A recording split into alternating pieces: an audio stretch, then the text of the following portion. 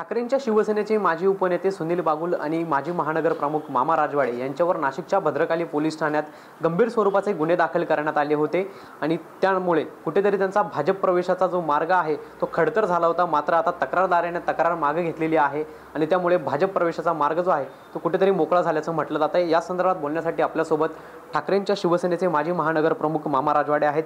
मामा, आपल्यावरती मागच्या काही दिवसांपूर्वी भद्रकाली पोलीस ठाण्यात गंभीर स्वरूपाचे गुन्हे दाखल झाले होते, मात्र आता तक्रारदाराने तक्रार मागे घेतलेली आहे। ॲक्च्युली ते गंभीर गुन्हे जे होते ते ॲक्च्युली खोटेच होते। तर तक्रारदारांचा विषय असा आहे का तक्रारदाराला आम्ही राजकारणात असताना राजकीय शत्रू किंवा कोणी असतं त्यांच्यात कोणी त्यांना भरवण्यात आले असेल त्या आकाशापोटी त्यांनी तो गुन्हा दाखल केला होता आणि त्यांनाही ते आम्ही गेले 12 ते 15 वर्षापासून गजू घोडके झाले किंवा आम्ही हिंदुत्वाचं काम खांद्याला खांदा लावून करत असतो। त्याच्यानं त्यांना कुठेतरी सद्बुद्धी आली असेल आणि त्यांना समजलं असेल की नाही झालेली गोष्ट आहे किंवा आपण चुकीच्या लोकांचं ऐकलेलं किंवा चुकीच्या लोकांचं मार्गदर्शन आहे, त्याच्यामुळे त्यांनी ते जे काही आहे त्यांच्या काय वस्तू त्यांनी सांगितलं होतं ते त्यांना घरात मिळून आलं। तसंच ते पोलीस स्टेशनला त्यांनी जबाबही दिला आणि तो आज कोर्टात सबमिट पण झाला। मात्र कुठेतरी आपल्यावरचे गुन्हे मागे झाल्यामुळे आपला भाजप प्रवेशाचा मार्ग मोकळा झाला नाही, अजून प्रवेश वगैरे काय असं निश्चित काही झालेलं नाही। आता आमचे सन्माननीय सुनील भाऊ बागुल असतील किंवा आमचे सर्व सहकारी असेल किंवा जे आमचे मित्रमंडळी किंवा आमचे कार्यकर्ते सर्वांशी एकदा एक चर्चा करून एक मीटिंग करून किंवा एक मेळावा घेऊन त्यानंतर पुढचा जो काही विषय तो पुढं आम्ही ठरवू।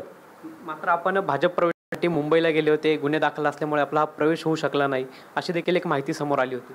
भाजप प्रवेशाचं असं काही निश्चित तुम्ही गिरीश भाऊंचे पण तुम्ही वाईट घेतली असेल, त्यांना बी जर महाजन साहेबांका आम्ही जातो आणि त्यांनाच जर आमच्या प्रवेश माहिती नाही त्यांनी पण तशीच बाईट दिली, तसं काही नव्हतं। हे काही खोटे गुन्हे झाले। गिरीश भाऊ एक सन्मान्य पालकमंत्री असल्यामुळं नाशिकचे ह्या काही आमच्यावर जे काही खोटे गुन्हे दाखल झाले याची आम्ही त्यांच्याकडे व्यथा मांडण्यासाठी गेलो होतो। तिथनं कोणी जो काही व्हिडिओ क्लिप व्हायरल झाली आणि ती व्हायरल झाल्यानंतर कदाचित काहीतरी वावड्या उठवण्यात आल्या का बुवा हे भाजपमध्ये प्रवेश करणार आहे आणि आमचे सर्वांचे फोन बंद असल्यामुळे कोणाशी संपर्क नसल्याने गैरसमजातून हा प्रकार झाला असेल।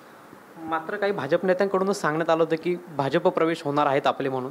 नाही, मला त्याबद्दल मला काय माहिती।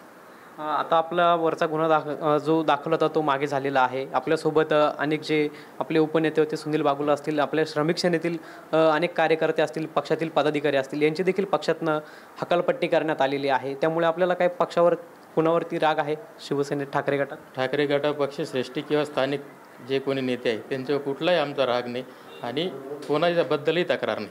मात्र आपण भाजप प्रवेश करणार आहात? अजून तसं निश्चित नाही। कुठल्या पक्षात जाणार वगैरे? लवकरच कळेल तुम्हाला। नक्कीच। आपल्यासोबत मामा राजवाडे होते, त्यांनी आपल्यासोबत संवाद देखील साधलेला आहे। कॅमेरा पर्सन कुशल पाटीलसह पवन येवले, TV9 मराठी, नाशिक।